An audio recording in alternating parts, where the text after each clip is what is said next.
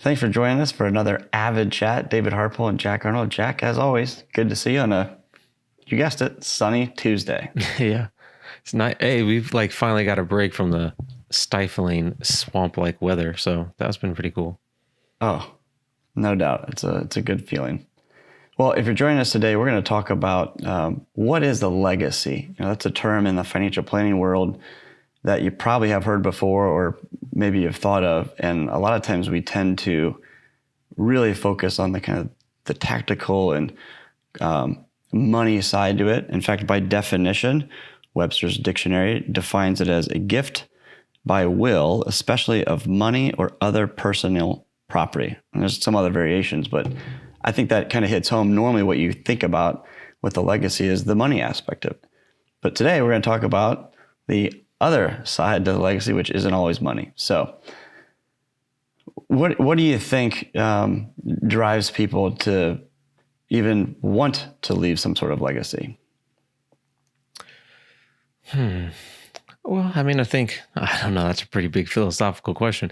I think all of us want to want to leave some kind of, True. I don't think we all want to be remembered for something. I would think, certainly we want to make some kind of impact on, especially the people that are closest to us, but maybe even more than that, so that when we are dead and gone, that we leave some kind of, memory of ourselves, that we made some kind of positive impact. I think that's, I don't know. I would say that's probably everybody. I'm sure there's people that are like, I couldn't care less, but I think that's a normal human want for sure. Right. Have something that you're remembered by. Well, as I mentioned earlier, a lot of times this is focused around money and helping people plan and save and accumulate wealth. That someday at their end of the road, there could very well be something left over and that goes to somebody, but that's not always the case, and legacies can be left in a lot of different ways. Yeah. I think like a lot of these videos that we do, I do think that there's there's two sides to all of these things. There's the, you could say there's a quantitative, qualitative, like combination of things. You call them hard factors and soft factors. We were talking just before this about, there's a calculating mind and kind of the meditative, contemplative mind, and all these things interact together. Mm-hmm. I love using sports metaphors. They're easy.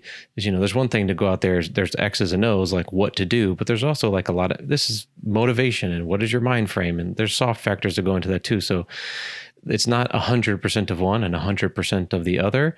I do think that it's kind of an American culture, maybe you call it a Western culture thing, is we tend to be very on the calculating, kind of the quantitative side of things. Right. It's very numbers, things like that. We're not as nearly as qualitative in the things that we talk about, but there's no doubt that there's both.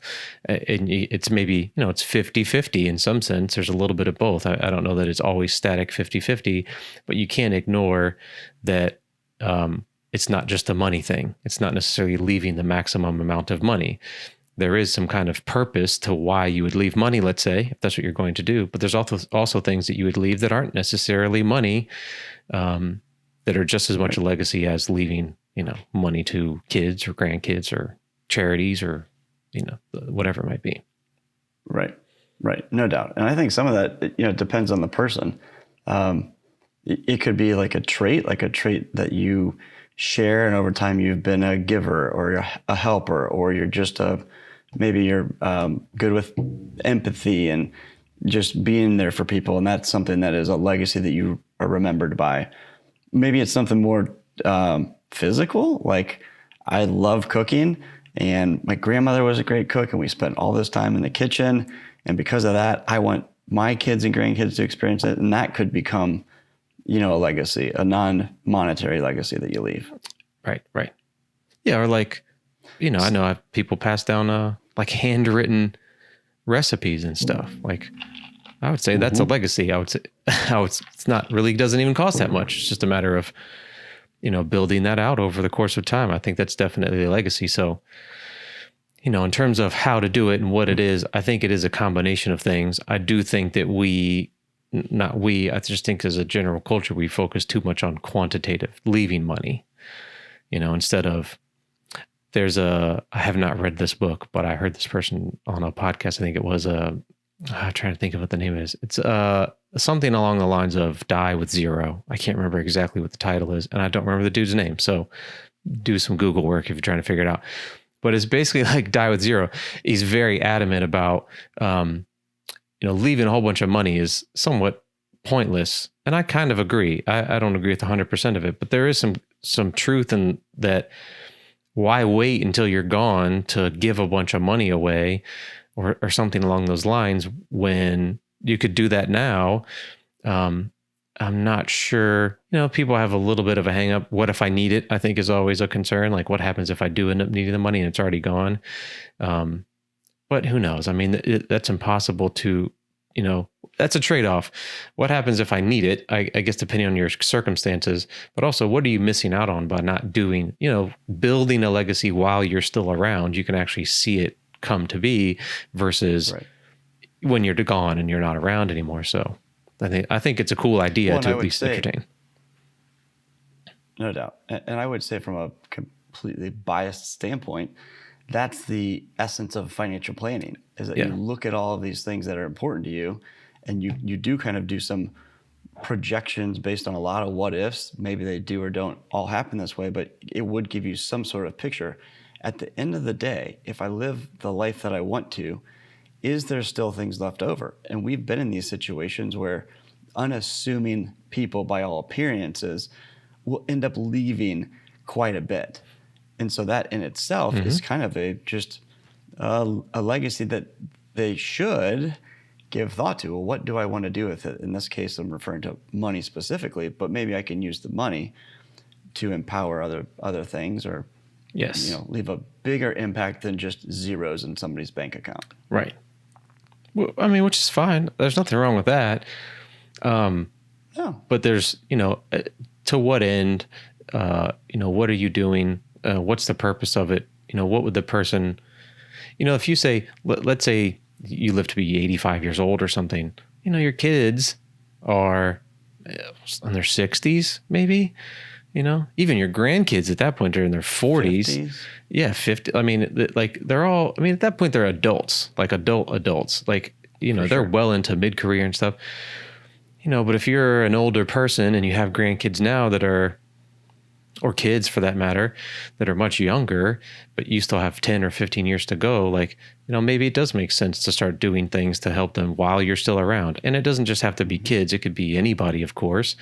Anybody. Charities, things like that. There's all kinds of ways that you could, build and leave a legacy and see it built up while you're still here versus waiting until you're gone just to leave some random lump sum of money in different ways. So. Well, exactly. And I do think that's why we focus so much on the why, like what is our purpose? What's your core values?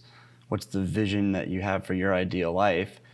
And that in itself, going through a lot of these exercises and really thinking about things in a more deep manner will help you kind of figure out, all right, what is my legacy? What do I really want to happen? And I think as you start thinking about these things, you're, like we talked about the vocabulary words, we get so used to just saying boring words, but there's endless numbers of words to describe these things, which will help open up your mindset to what really is possible and what could my legacy be.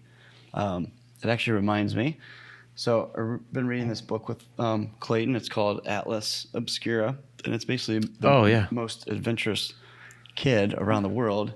And the other night we read about this lady, Katie Peterson, in Norway. And I'm going to read a little bit of it because it's pretty cool. Yeah. In 2014, artist Katie Peterson, have you heard of her yet? Nope. Never heard of her. Okay. She began work on a very long-term project. She planted 1,000 baby spruce trees in the Norwegian wilderness of Nordmarka. In 100 years, when the trees are fully gone, they'll be cut down to make paper for a remarkable set of books. Peterson's project is called the Future Library. Famous authors are writing books for it, and they won't let anyone read their creations.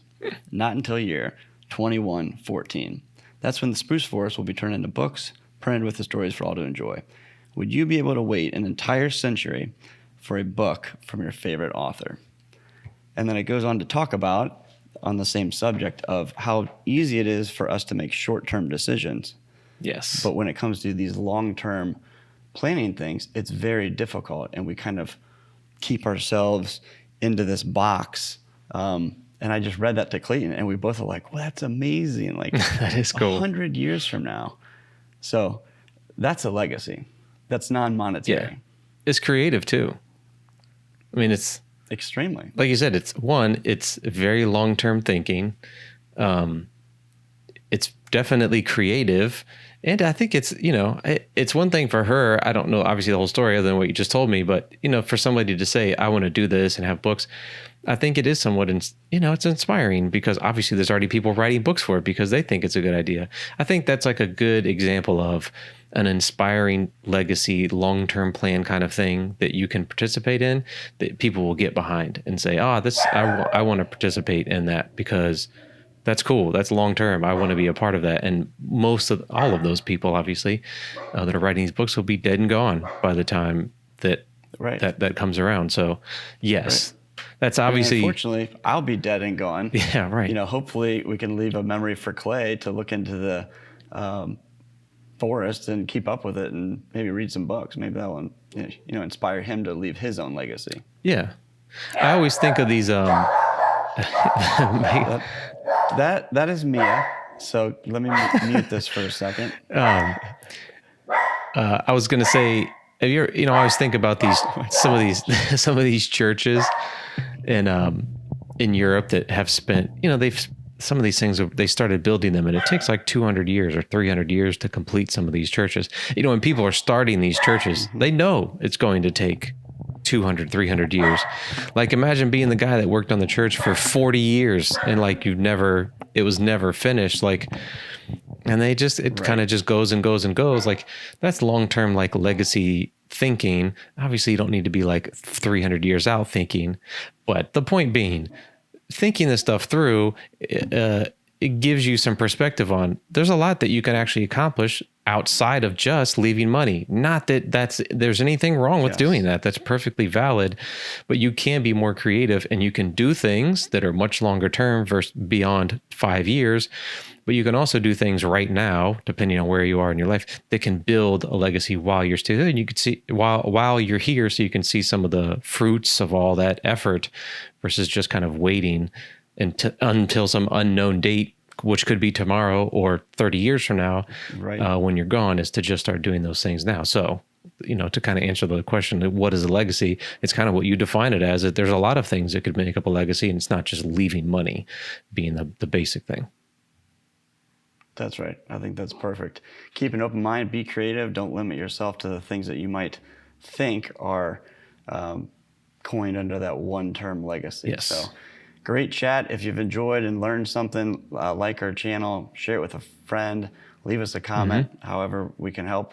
That's what we're here to do. We love doing these chats. And Jack, look forward to talking with you next week when we'll actually talk a little bit about some tactical things that you could use with the legacy planning. Yeah, sounds good. All right, see you, Dave.